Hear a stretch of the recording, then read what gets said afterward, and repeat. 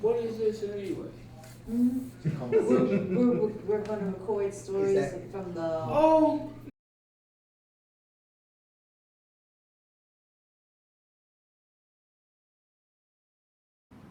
Greetings from the Archives Committee. We want to share with you some stories from the very early days of MCCLA. Metropolitan Community Church was founded by Reverend Troy Perry. It was a church founded of, by, and for the queer community. In those early days, we had to move around a lot. You'll hear a lot of people talk about different places, especially the Encore Theater. That was a great old movie revival house on Melrose Avenue in Hollywood where we met for a long time before we finally did purchase a building at 22nd Street and Union in Los Angeles. In October 2012, the Archive Committee gathered a group of people who had been MCCers from those early days to give them a chance to reminisce and talk about what their experiences were in those early days. It was a wonderful afternoon, and we were joined at that time by then pastor Reverend Neil Thomas, and the moderator for the discussion was Mario Perez. Enjoy the show. I'm Lucy Chappelle, and I first came to the church in the spring, I think it was March of '72. And I was around so long before I actually became a member that people were shocked. I've been in the choir for about a year and a half, I think, before I actually became a member. I'm John Logan, and I get very emotional. All right, John. We remember. Okay. Help yourself, John. It's really hard because I can remember, just for a joke, because I need to believe some of the stuff that's inside of me. That my roommate at the time, I don't remember the year, but I know I'll be here 44 years in January. And he came in and says, "John, you gotta go to this church. It's all gays, it's guys, it's wonderful." And of course, me with my mouth, I said, "I am not going to some church and see guys run up and down with dresses on and acting like sissies." And he laughed, you know. And then I decided 2 weeks later, I don't know, I kept being pushed, and I came, and I've been here ever since. And what year was that? You're asking, what time, when did the church start? 68? 68, October 6th. And I came in 69 then. And it was a wonderful, wonderful place, it really was. But you know, the funny, I'm not going to talk long because I can talk forever. But I'm just going to tell you, I was going through my papers at home. And most of you don't know, and you probably didn't know, but when we were in our early days, David Richards, I don't know if any of you remember him, but he and I used to travel to Atascadero State Hospital. I was the officiating pastor, and I had to have sermons and talk to those young men and try to get their heads screwed on. I had forgotten all about this till I was looking at it and I said, "My goodness, I can't remember half the people." There were about 200 that I had trained. I also was the head deacon at that time at our church, and I had 18 deacons that I trained, and I didn't really know any more than they did, but God gave me the influence. It sounds as if you have wonderful memories, and we definitely want to come back to that. Let's continue with the introduction. My name is Roger Hardesty, and I started with MCC in 1971 in Philadelphia as their organist, and I was brought to Los Angeles to do the installation of an organ, and I didn't know where it was. They just said, "Can you come do it?" And I said yes, and they gave me the address, and I showed up, and it was Union Street building. And after we got that installed, Willie Smith came through and heard me playing one day, and he said, "Would you like to be our organist?" And I said, "Yeah, but it's a long commute." And he said, "How far away do you live?" And I said, "About 2,500 miles." But anyway, they kept after me, and I said, "Well, there's nothing to keep me from moving here." So in December of '71, I moved here and became their organist and was there for many, many years. I don't even remember now how many, but but that's how it all started, and I still have the organ that was installed. Wow. I have it now. Don't look at it, but My name is Glenn Payne, and I just found out that I came here in '72 instead of '73.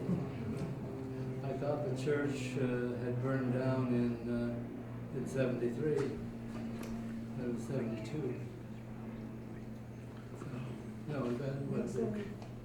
Burned in '73, yeah. Yeah, so I was November of '72. I was here.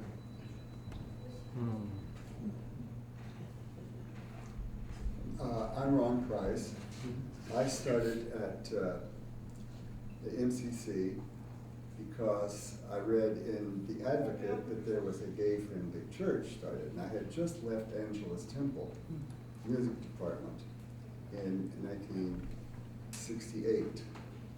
I read this article and went to the Encore Theater the first Sunday in January of '69. A couple of weeks later, Willie Smith wanted tryouts for pianist. I tried out, and I was pianist from then until, I don't know exactly what the date was that I left and went to Santa Ana. And it's been a trip. You got that. My name is Marcel Campos, and I have joined MCC in Auckland on Thanksgiving 1969. No idea what it was, but it was a colleague who invited me for the Thanksgiving dinner because I didn't have any family. I had no idea that it would be a blast, but a Christian blast. It was very well done. Things that I had never expected in my Catholic background. No way. And I was hooked with a big fish hook. I really was. And I stayed with them all the time. And then I moved to Los Angeles in '73, and I joined here at the Encore Theater at the time. And then at the Encore, the big collection, for the ones who remember, the big cans, the money, and then we moved to Haven. thank you. I'm Mark Hahn. I actually started with the Santa Ana group, back when it was a study group. Started MCC LA attendance in January of '70, and I had my membership certificate on the wall for June 5th, 1970, a week before my 17th birthday. Yeah, we were young and gorgeous then, weren't we?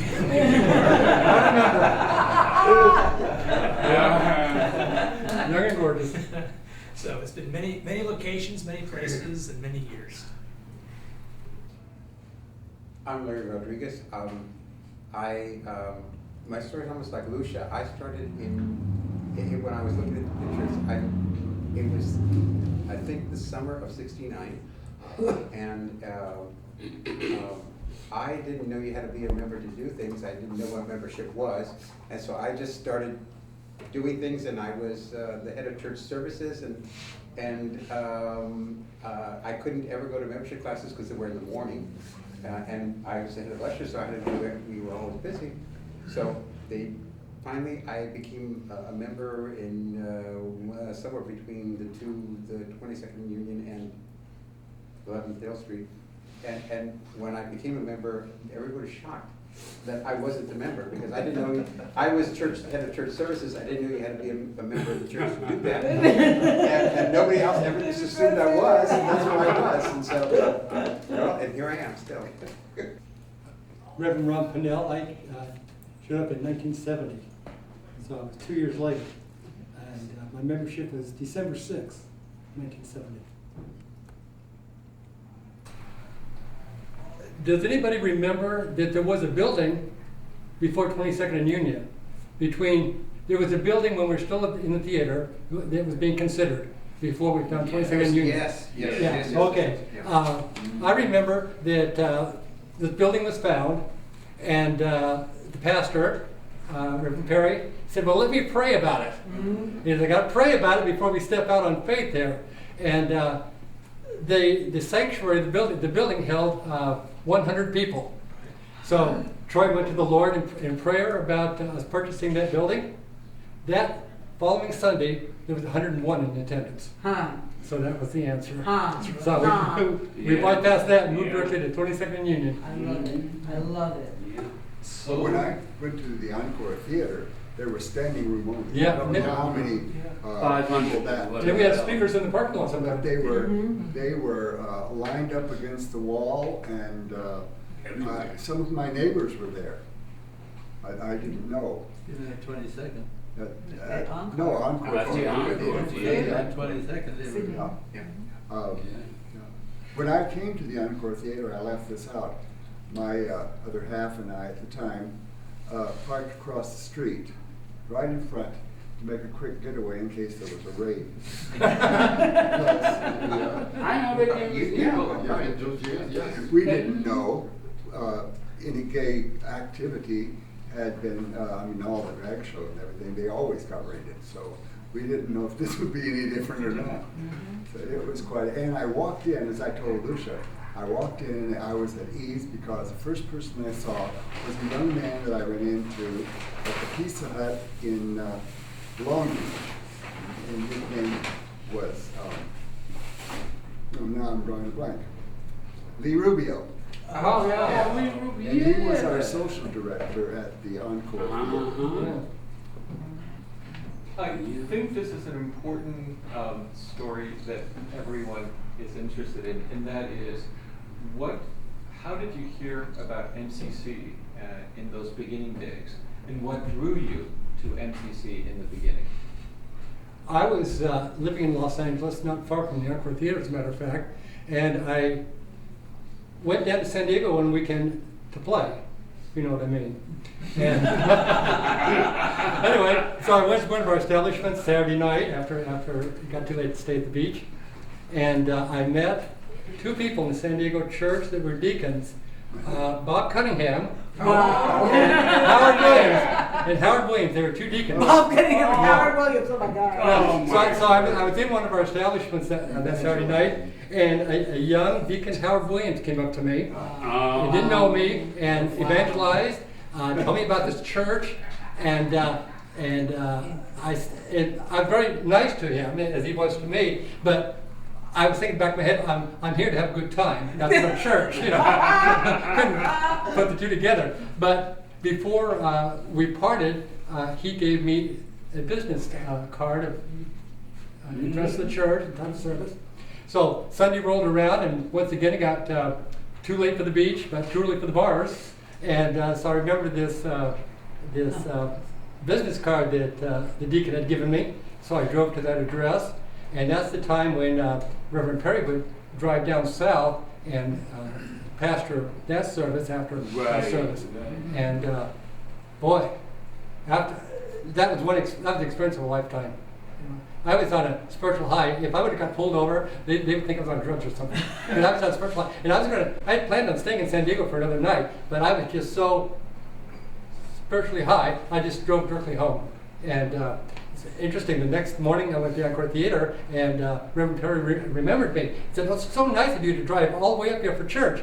"Oh no, Pastor, I just live down the street." I was visiting down there, unfortunately. But that was my first experience. One of the, So, what drew you to MCC in the early days? well, I already told you that my friend drew me there, but the thing that I was thinking about, because I like to go back and think of all the wonderful things that happened. And I can remember going down to the federal building when Reverend Perry was on the sidewalk. And I was in tears, everybody else was in tears, because I didn't think he was going to live very long, because he wasn't eating, and I had to give him water. And we were a party of about, maybe some of you were there, maybe a 50 or 100, and we were not going to be deterred. Just no way.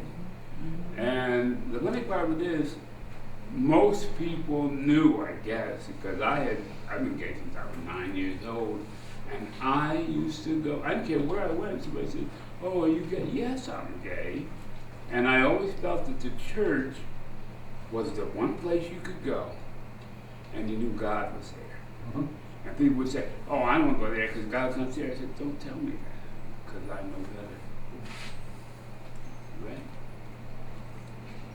One thing that I don't know if any of you know, the Encore Theater, Willie Smith was the projector, person that ran the projection.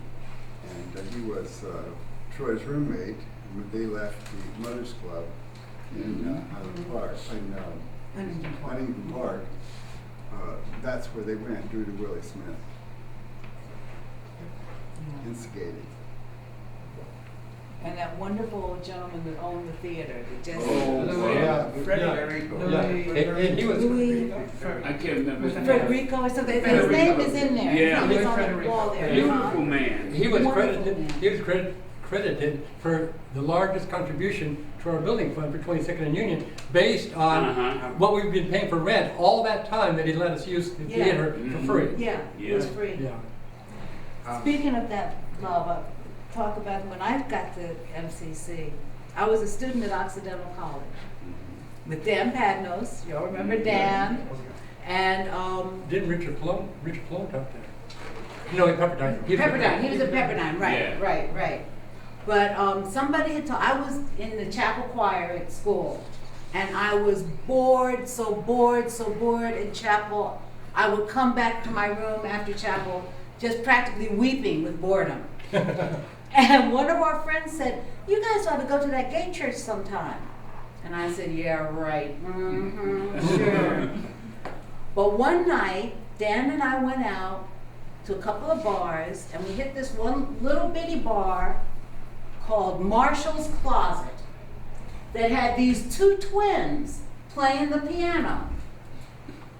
And we Marty and Artie McDonald. Oh, yeah. Marty and Artie McDonald, The signers. who were the sign language interpreters. And we started talking to them, and they said, "Oh, you ought to come to church with us." "Yeah, well, maybe." Come on. They gathered up, Dan and I and 2 or 3 other people, took us to their apartment. We slept on the floor in their living room so that they could take us all to church the next day. Okay? This was like, talk about, just like love cluster, immediate love cluster. And I tell you all now, it's true today. I still work with the deaf ministry in MCC LA. From the very first minute I walked in the door till now. Remember what you said about me? I came into church, I sat down, I looked, I saw this guy walking, this black man, all full of himself, walking up the side aisle.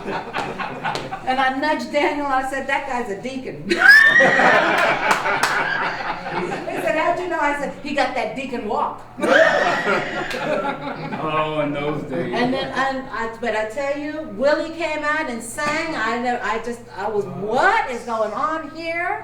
Troy came out. "If you love the Lord this morning, we just say amen." And I said, I have never seen white people act like this in my life. I was blown away. I was totally floored. And we were back every week after that. Every single week after Oh, that. Roy used to drive us crazy with his singing. Oh, and he wanted us, and we would sing. I said, "I can't sing no more. I'm tired." We would be leaning away and jump off the stage. Jump on the stage. He looked like he was going to fly for vestments. Yes. He's going to take flight. Yeah. You should try playing for it. Oh, yeah.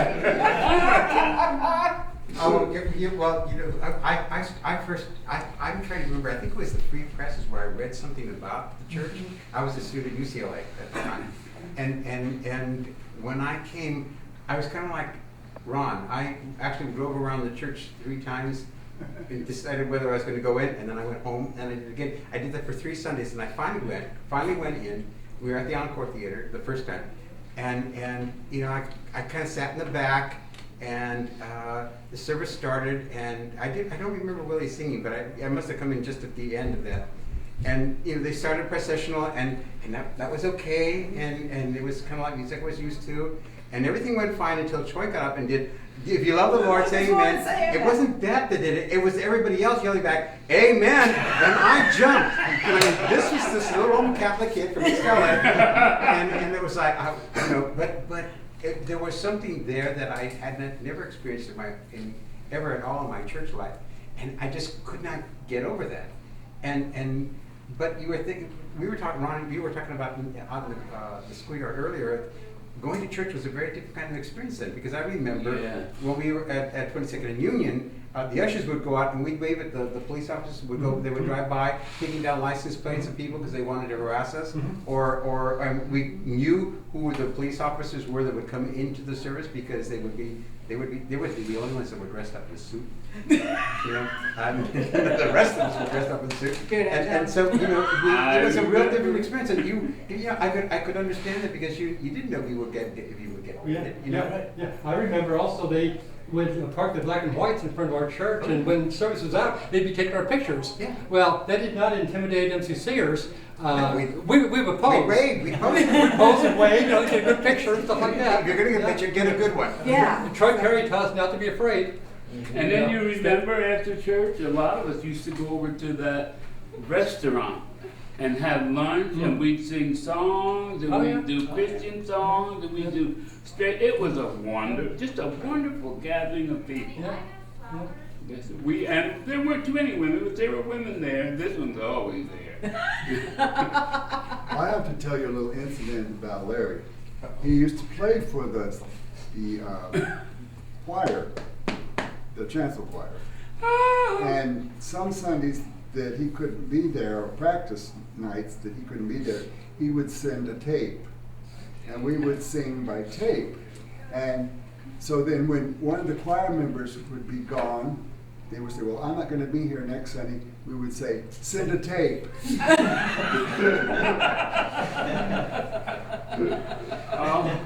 It was wild. Tell me about other of your fondest memories of the early days. My fondest historical moment, period, was General Conference 3. With that cloud of witness over the sanctuary, and Troy Perry saying, "Don't be afraid of it." And a deaf brother went forward for communion, deaf from birth, and the moderator reached down to give the elements of communion, and he had a ringing in his ear. And he pulled it out, and he heard the blessing for communion.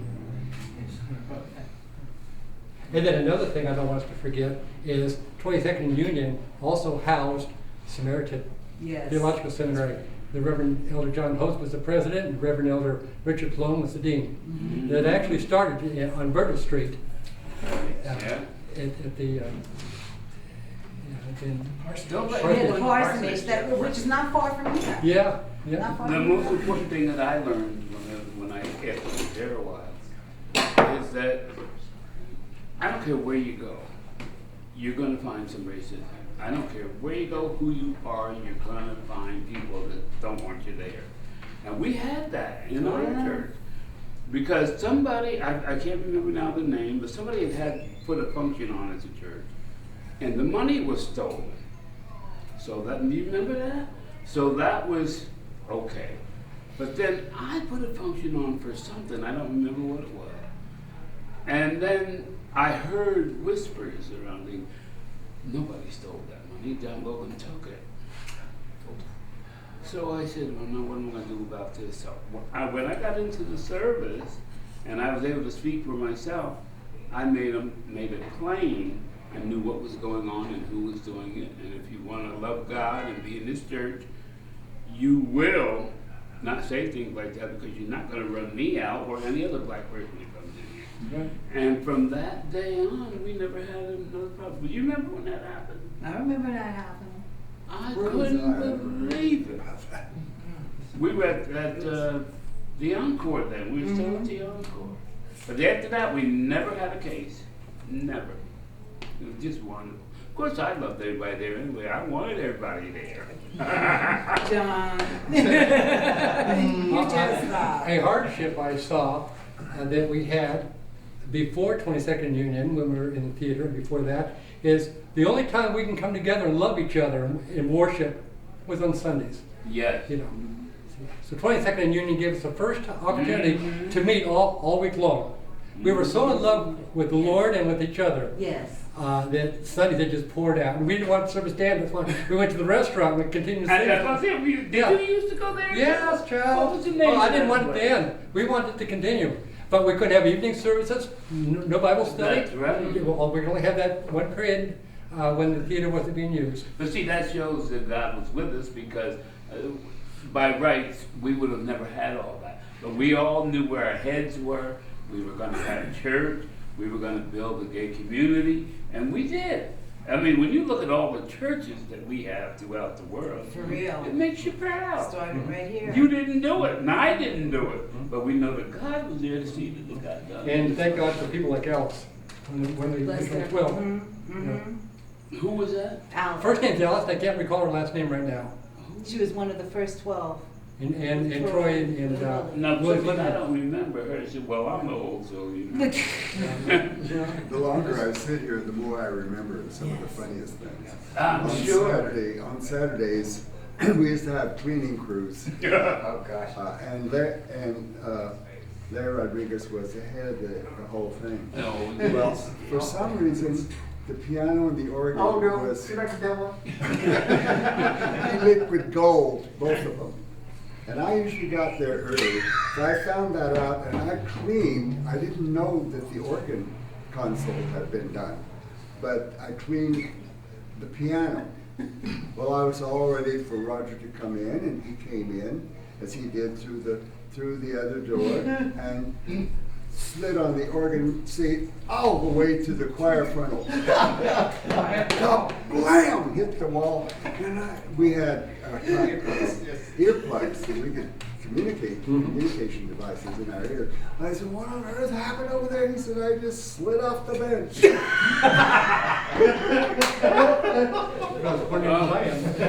You had some crazy. I think I didn't tell you He for had 2 the years. biggest- I was afraid to tell you, Roger. I was backstage and I was watching it and I saw Roger sit down and then he disappeared. I couldn't figure out where he was. And nothing happened on the piano side, but everyone on that side applauded.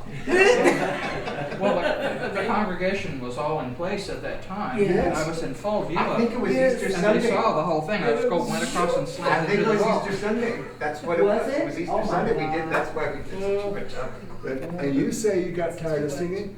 Roger and I played Prelude for 20 minutes before That's right. Inspiration. That was another 20 minutes. Uh-huh. So we were pretty tired at the end of service. We only did 3 hymns. You remember the, I think you were a part of it. Weren't you a part of the Metro Chorus? Yes. We had a, So- long Oh, yeah. before the Gay Men's Oh, Chorus. yeah. I still have The the picture. Metro Chorus from our church. We sang all over, and we sang with, what's that woman's name? She's dead now. June Norris? Hmm? June Norris? No. No, not from our church. Remember the women's choir, one of the greatest gospel choirs? Oh, Clara Ward. Claire Ward. Claire Ward sings. We had a concert with them in our 22nd Union, and we thought we were hot that day. We weren't, but we thought we were. Well, interesting. Also, a little piece of information, the night of her funeral was when the church burned. Right. Claire Wow. Ward. Wow. I didn't realize. Because she was amazing. Yes. She Her mother was used to have to amazing. sit her down. Mm-hmm. In the middle of it, she'd get so. And should did have you saw the know Metro Chorus. You- when Mother Ward dedicated her church after Clara died, she invited Jim Sammeyer to come and preach the first service at her church. Did not our gospel choir go? That's right. Yes. We went and sang. We went and I sang. remember. Mm-hmm. Always going somewhere doing Oh my something. goodness. Fond memories. Choir. Oh my goodness. Oh my goodness. My first night at choir was the night that Lee Carlton left as director and Jimmy first took over. And started us, taught us at the cross. Oh. And His it's like style. we His learned way. what? His way. His way. His way. Oh yeah, the old His style way. gospel, Yeah. Chicago gospel style. Chicago style. Yeah, but But I when did think, you? I think I remember about the third rehearsal, this was this is a funny one on Roger. Jimmy is teaching us, my Lord's getting us ready for that great day. My Lord's getting us ready for that great day. And Roger's trying to pick it out and said, Jimmy, I don't quite get the tempo on that. Can you count that out for me? And Jimmy said, count? And Roger,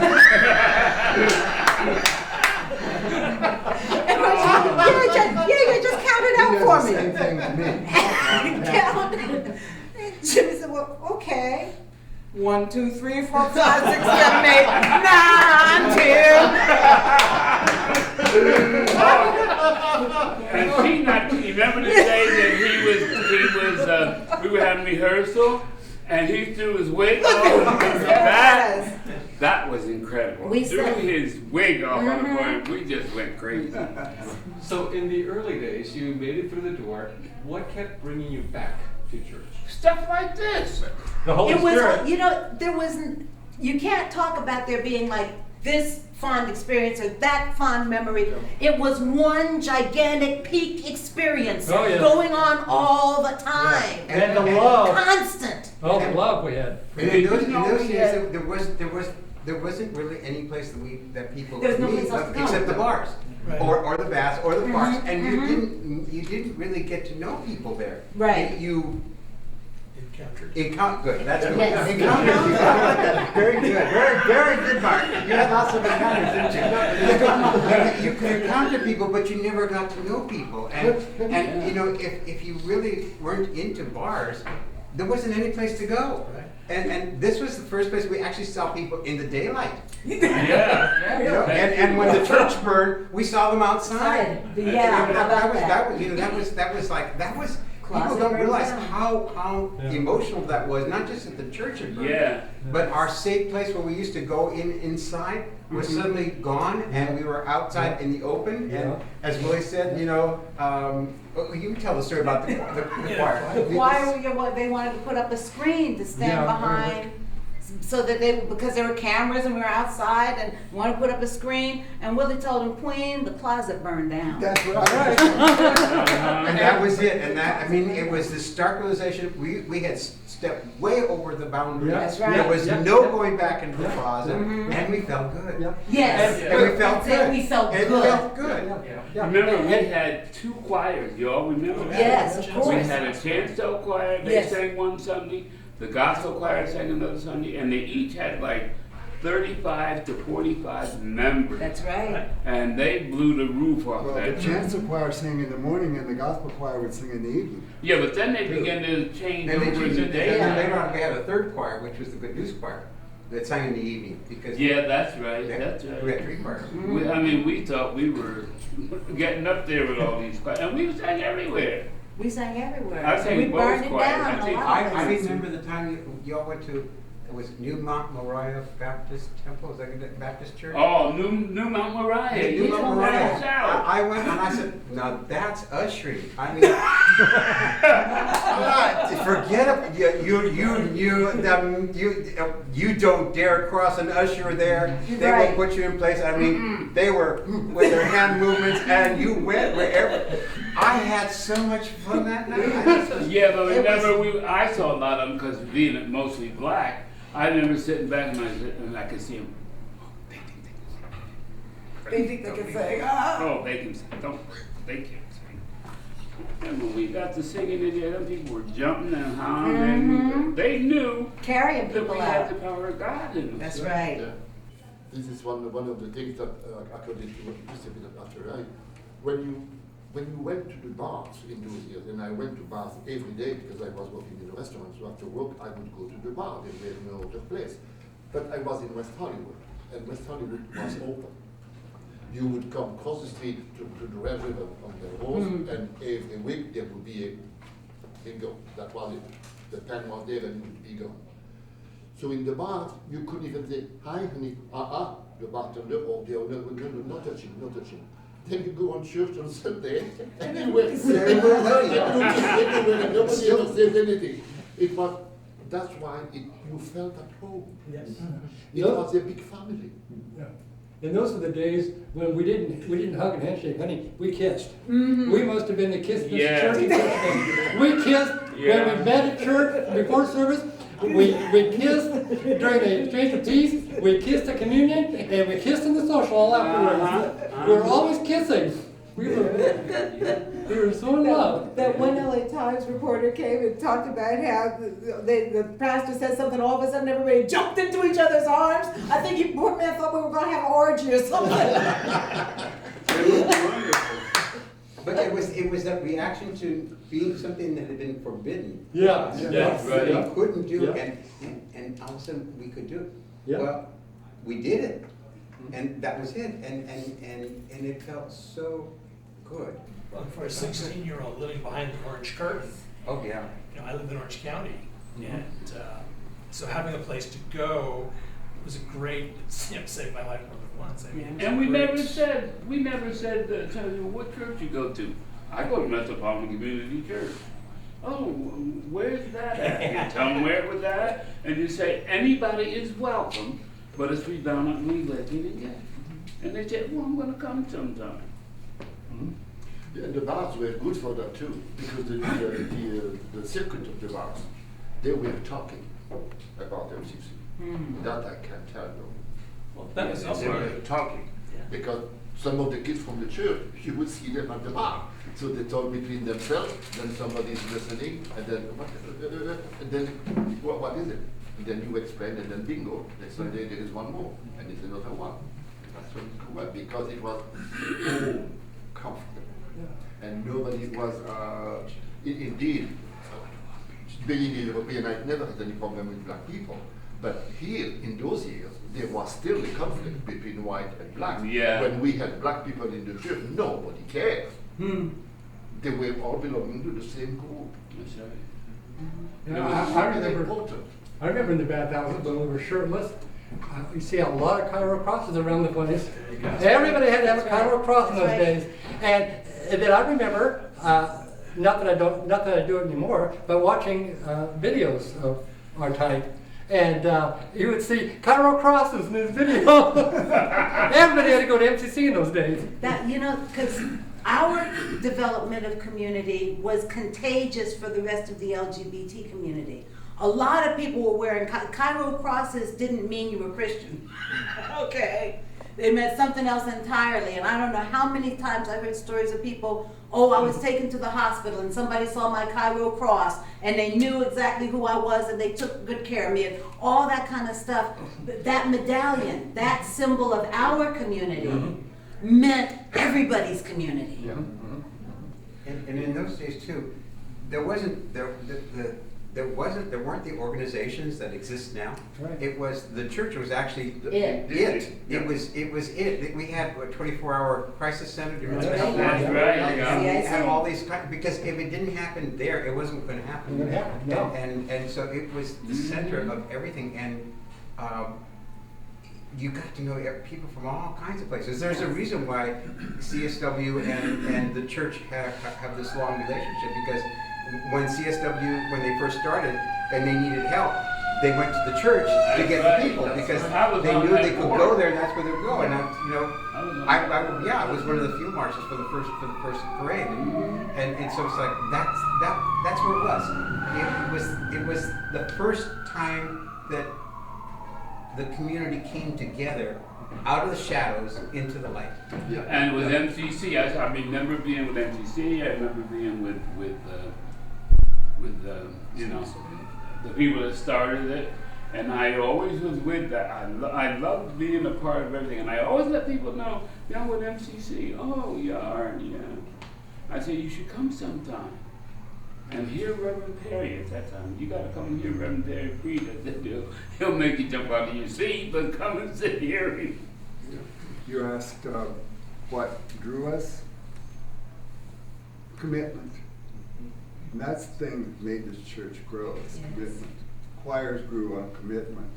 Musicians, my commitment to being a gospel pianist was foremost in my heart and my desire. And some Sundays, I just almost rose up off the piano bench because I was so spiritually elated and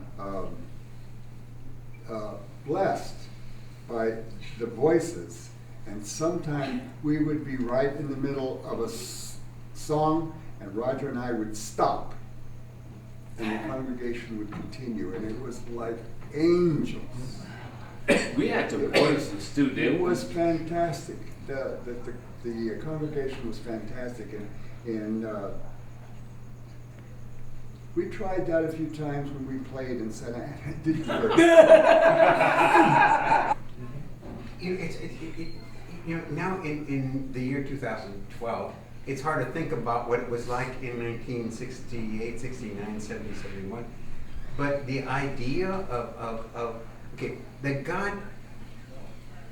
God sees you at the bar and in the bath and in church all the time and knows all of those things, Right. and that's part of who you are, and it can be all part of who you are. That was radical. I mean, it's still considered somewhat radical, but then it was like, that was unheard of. I mean, That's right. in fact, in many denominations too, what you do in the bedroom is separate from what you do in church. And you kind of like, God sort of covers this up in tolerance, but to say that God sees it all, and it's good, was quite radical. And to work, I think it took probably, I'll talk about myself.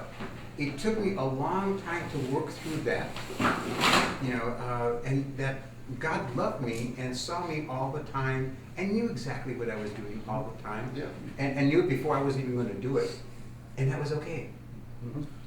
I think one of the important things about what draws people in was the expression from the pulpit of Sandmeyer, of Troy, of Lee, was if he's good enough for Saturday night, he's good enough for Sunday morning. That's right. And we encouraged, wherever you were, bring the person with, bring the person to church. Well, I used to be a heavy drinker when I was young. I mean, I used to go to the bars. I worked, and I'd go to the bars every night and be squashed out. I haven't had a drink in 35 years. And don't plan on. I don't need it. I got something strong. Isn't it great that our faith is so strong that we can go to the 3 Bs on Fridays and Saturdays and come to church on Sundays and not feel guilt? That's right. See, Feel like as you're the in same the person. early years, we felt guilt. That's People were right. raised to feel guilty. That's right. But our faith has become so strong, that uplifting, that we can be ourselves just as God created us, just as God loves us, and just as God accepts us. That's right. The biggest hurdle is accepting ourselves. Right. Oh, I was just gonna say, I often tell people, if you think I turned out strange, look who raised me. And it's, y'all, you raised me. And somebody did a study, they were here interviewing people, and they did a study on the impact of having community for young people. And I became aware, talking to her, how little BS I went through because I came here at 19 and was told you can be anything you want to be, you can do anything you want to do. You are empowered, you are strong, you are, all of that at 19. I didn't have a lot of stuff to throw off. It was a protected environment and a creative environment. It made me a different kind of adult than I would have been. Great. Some of you have talked about challenges in the early days. You talked about police harassment. What were some of the challenges you encountered in the early days, and how did the church overcome them? I remember one incident at the Encore Theater. The LAPD had sent vice officers into the men's room of the theater when we were holding church. Before services began, when people were arriving. And one of the deacons, maybe it was you, went to tell Troy what was going on, and he hit the ceiling. Oh, yeah. Oh, he said, you get those people out of there. And he went in and then he called the chief of police. One of the things that was church, I was thinking, when we bought 22nd and Union, and actually when we bought it on Dale Street.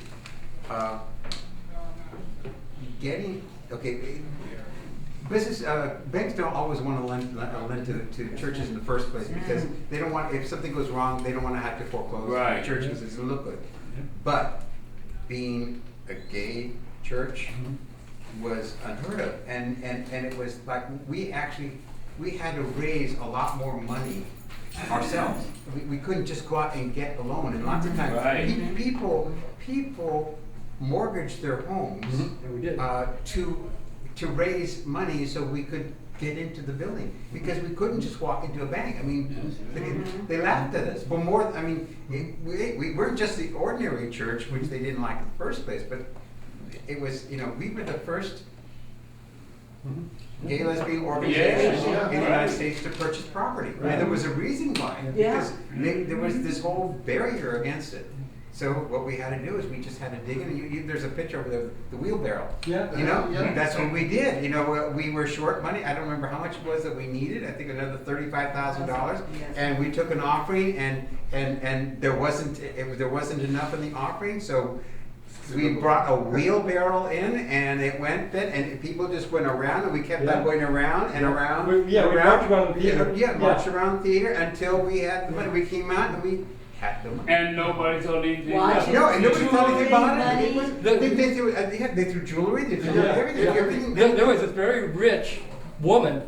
I don't know if she's heterosexual or homosexual, but you know, Troy was kind of iffy about it. She was in the congregation. Honey, she got up and she started dancing around with the rest of us. And she got a purse and she emptied her purse. And she took up her jewels. And so then Troy's, it's okay with her. So I want to point out a different story. After we moved into the theater, 22nd Union, there was a lot of work to be done, physical work. And I remember that our pastor said, we're probably the only church in Christian where the women of the church were outside patching the sidewalk, and the men of the church were in the sanctuary dusting off the crystal chandelier. I remember that. Another fundraiser that I remember, we had someone that was renting a piano for 11th and Hill, and stopped, and they took the piano out. Well, I had a piano, I put my piano in for a while, and then we discovered that the piano was not covered by insurance, so I had to take it out. So the following Sunday, there was no piano, and I was sitting in the second row in front, and people behind me said, I wonder where the piano is. Maybe Jimmy took it on a choir tour. Yeah, right. So then Johnny Mathis was our music director. Carl Mathis. Piano. Carl Mathis. Thank you. Johnny's thinking of it. Carl Logan. Carl Mathis. Said, Ron, go to this music store and try this piano out. And I tried it out. And I don't know if it was the following Sunday or 2 Sundays later, they put a big barrel out front, filled it up, and paid for that piano. Wow. It was a They Kauai. really wanted to be. 8-foot Kauai. Yes.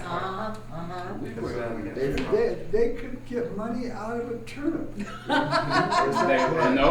They really could. They got, when they needed money. Loaves and fishes. It would amaze. I remember one evening, the Sunday morning service was the big one. You know, we'd have 600 people, but the evening service at 11th Hill Street, we maybe had 150. That was small. I mean, it was small.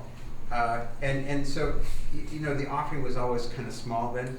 And of course, as an usher, and also as on the board, you know, we used to count the money. And I don't remember, we maybe had $150 or something like that. Don't forget. But somebody had a financial need in the church, and they decided to do a love offering. And they took up a offering. I think we wound up with $500. Where that money came from, it was like 3 times the offering. And it amazed me. People, it is the loaves and fishes. If you really understand the story, the money was always there. The food was always there. The people had to learn to share it. They had to see the need, and they gave. People just, they wanted to see it happen so bad, something that had never happened before, that they were willing to to mortgage their house, to sell, to give away their jewelry, to do whatever, because it meant so much to them. They owned it personally. Yeah, it was. As opposed to it going, it was It was ours. It was ours. Yeah. It's ours. That's And the it was, there was some, talking about things in the church, you brought up, think about Samaritan. One of my fond memories was carrying the rocks out of the basement at 22nd and Union to make the room for Samaritan. And that's actually where I got to meet people like Richard Plone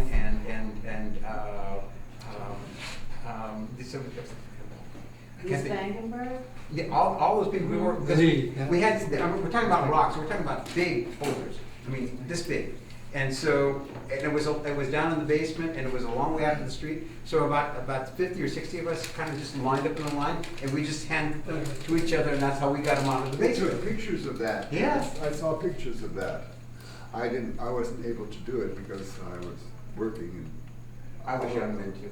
Thank Yeah, God. I was working. you guys did a lot of wonderful work. I mean, you're playing the piano as many times as you did, and the work you had to do. Roger would come out as cool as a cucumber because all he was moving was his finger, and I was soaking wet. I moved everything. Oh, but Roger was running up and down those foot pedals though. Talented Tootsies. But I think the thing that amazed me the most, and it will amaze me till the day I die, is because I never got used to it. Being in a church, maybe there was 20 of us black folks, but boy, that church was rocking. Mm-hmm. And they're all white, and I mean, they're carrying on, and they're up, and I said, I don't believe this. But it was true, and I loved it. Mhm. Happy people. Really loved it. Say this, I was home and Frank Cirilli called me and said, I'm standing across the street from the church and nothing's there. And I said, what are you talking about? And he said, it burned. Somebody burned it and it's gone, there's nothing there. For a while, and I remember when I got to the church that Sunday morning, we drove up and I just screamed. I did, and somebody, what are you gonna? I didn't know I was screaming. It's like I felt it afterward, but my whole body just screamed. It was horrible. It was they took it away.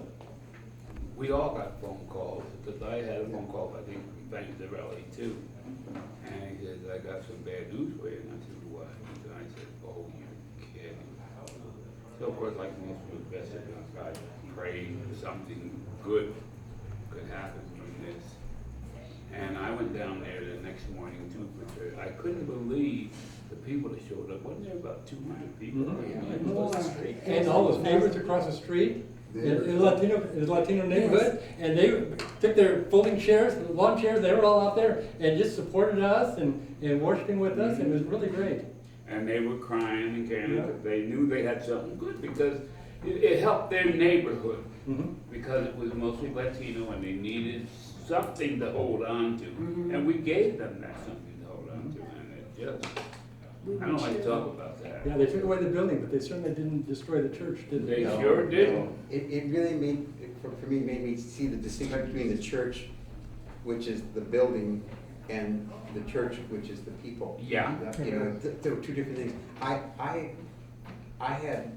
was going to UCLA at the time, and I had driven home that night, and I went past on the freeway, and I saw a fire off to the side.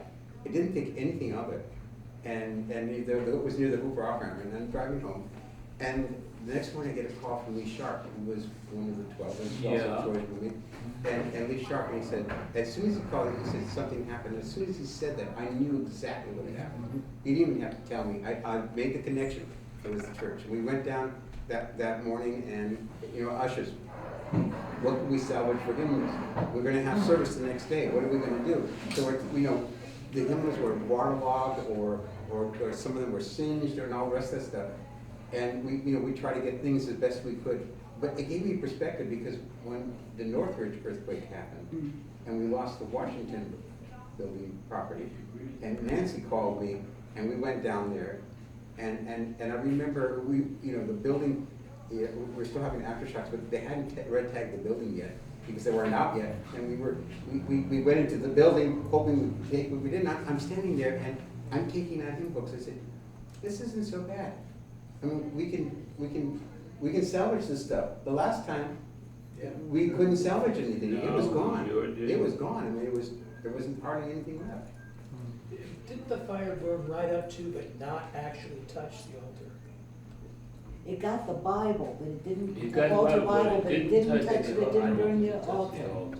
And the face of Jesus in the stained Yeah, glass the stained glass window, window, yeah. the whole stained glass window was just shattered into pieces, except for the face of Jesus, which was in one piece. The I thing- had the original poster that we have pictured out there, and I still have the original poster, face of Jesus, right in the stained glass window. Amazing. The Fred wasn't too happy. The thing that saved the organ console was the firemen went in, threw asbestos Over tarp over the console and saved it. But the piano was a disaster. It was sitting on the sidewalk when my other half and I came down the next morning. I mean, everything was, the keys were like this, and it was just a mess. And I looked inside, and someone said, "Get away from that piano." I said, "Why?" He said, "You might damage it." I'm not kidding. I won't say who it was, but it was one of the people that was always around Willie, and And anyway, I thought it was kind of. I always try to find humor in everything. Well, that makes it easier for you, but I just found when I saw what the church looked like, I just couldn't believe it, because any of you that remember the church, when we first moved in, what a beautiful building. It was gorgeous. It was just gorgeous. And then to see it like that, but then I think we all snapped to and said, wait a minute, that's a building. We're the people that God put in there. We gotta find something else to make it better. We'll be church wherever we are. Yeah. Right. And we were in a lot of places after. We were in a lot of places. And this is all before cell phones or email or anything else. Yeah. You have to go to church on Sunday, because if you didn't, you wouldn't know where you're gonna be the next Sunday. Yeah, that's right. And it was, there was. That was true. Yeah. What were you gonna say? The Exodus. This is the end of the Exodus, I hope, for you people. I was going to say, John, do you remember the Metrichord's performance down the aisles? We did that. I remember our concert. It was all choreographed. Yeah. Troy's secretary, big, tall, black guy. Yeah. Bob Bennett. Yeah, Bob Bennett. He choreographed the whole thing, and we waited for, it seemed like ever in the back to come out to do this. One song was choreographed down the aisle. Now I remember, yeah. You know how the aisles were, nothing was straightforward like this, it was all on an angle. Mhm. Yeah, it was a marvelous thing to remember those days. I wish we could get those guys together. I wish we could, we don't even know where they are. Really, where are But we? we had there were Philip like, Grado? how many of us were there? 16? 12. There was 24, but 12 ended up as the. Yeah, that was, and everybody went to church and everybody sang, but a lot of them didn't sing in the choir at the church. But that, let me say, that was a lot of hard work we did. Ooh. When the chancel choir was dismissed, remember that? They wanted to get a gospel choir. There was no one to do anything, so the Metrichords filled in Right. for the choir that period of time. There's a song, I'm trying to think of what it was, Jimmy, we taught it to us. My children live in the sunshine, will understand about her. By and by. Farther along. That's Further along. Yes. Oh, Yes. And I think that's what, for me, got us through. And it was, we didn't understand why this happened. Why would somebody hate us so much that they would do that? You know? Every time you talk about something. But it was also, to me, it's like, we were out in the sunlight for the first time, in service, out in the open. And it was like God saying, come out, children. Just come out. You'll understand it, bye-bye, you know?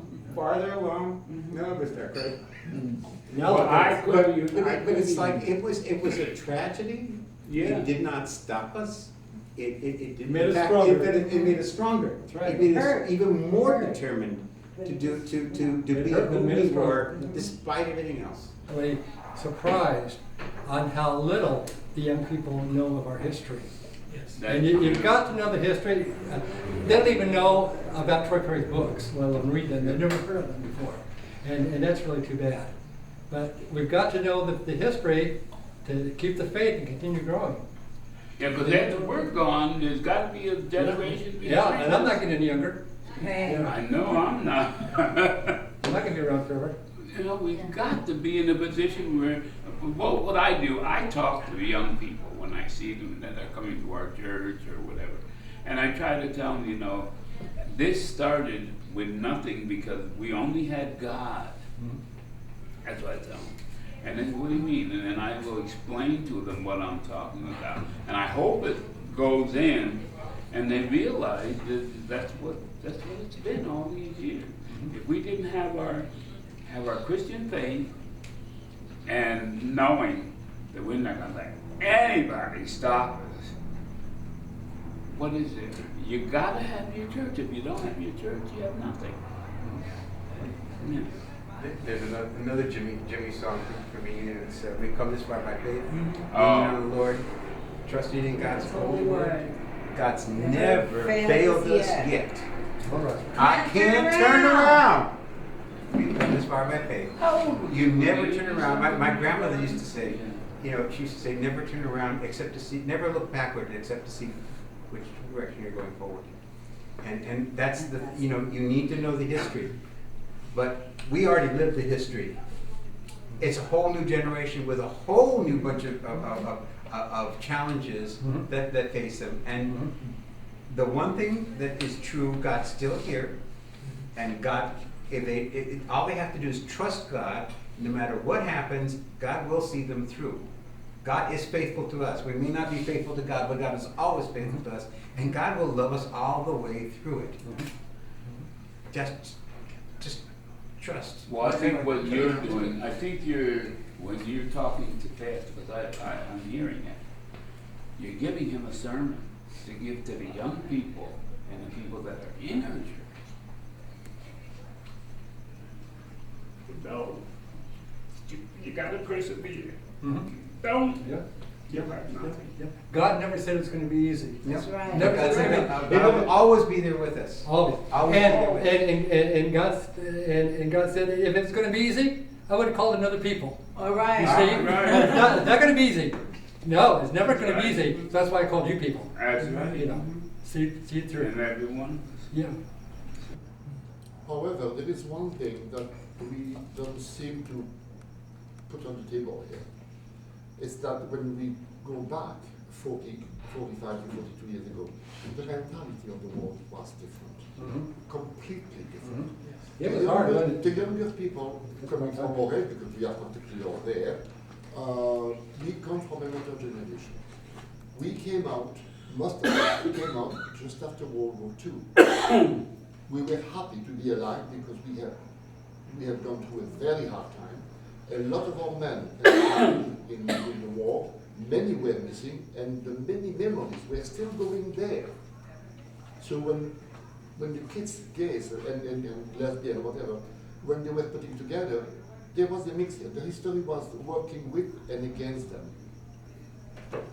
We had to put our feet back together.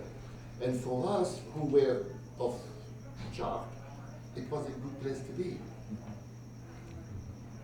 We had memories of the war. Nobody, they don't know nothing. Like John said, they don't even know the story of our church. But they don't know the story of the country either.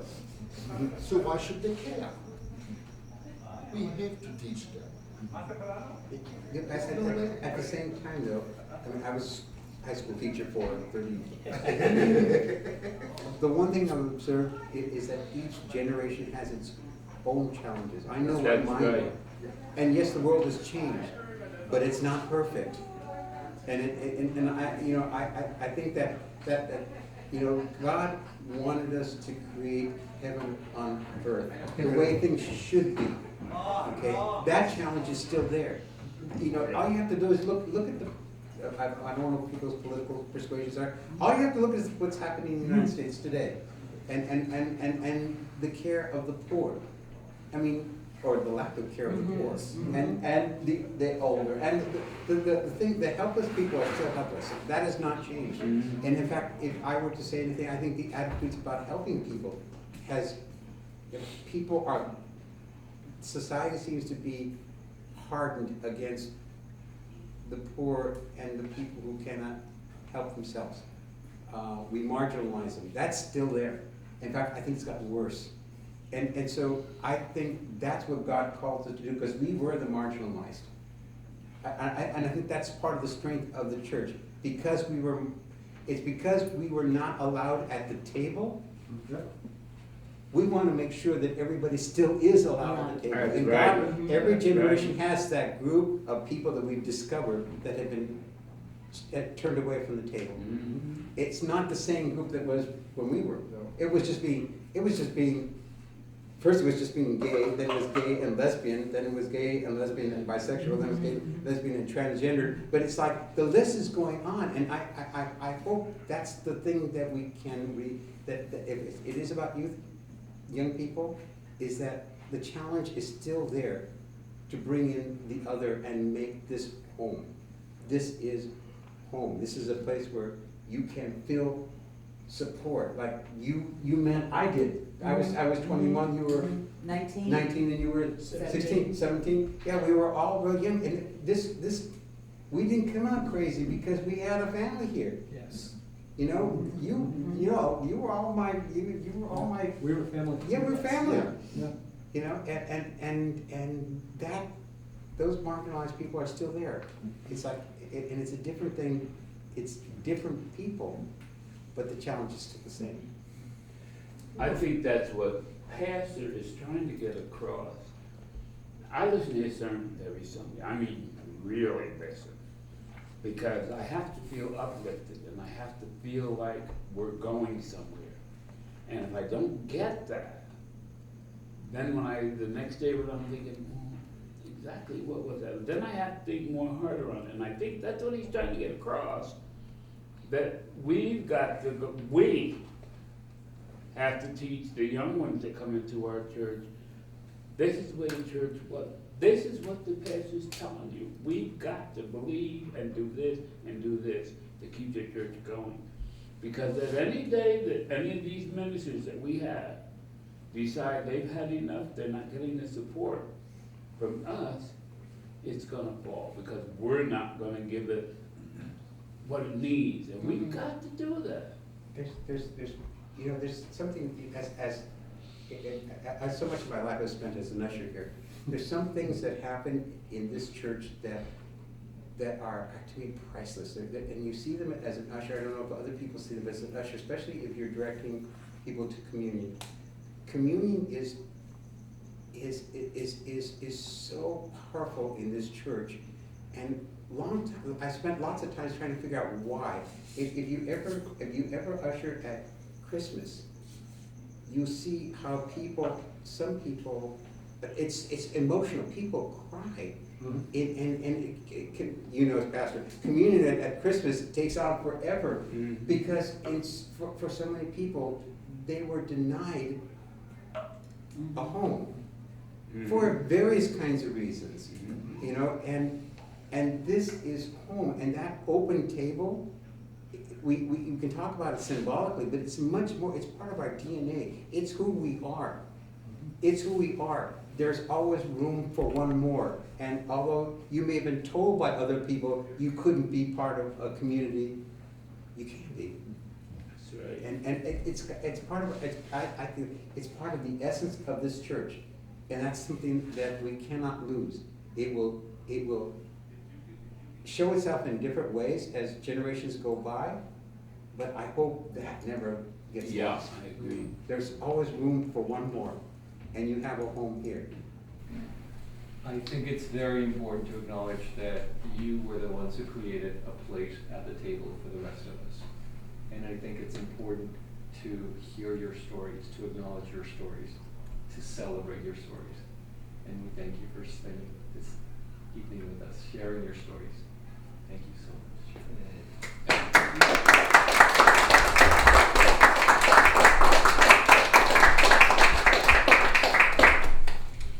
I don't think that the young people of today can really appreciate what those of us from the 50s to the 60s had to do to get where we got to from the 70s to the 80s. And It was a longer way from the 50s to the. and those people that created up until then, including being gay and Christian, they're going to have to be in the same position to fight for what we fought for. It's not going to be given to them on a platter. No.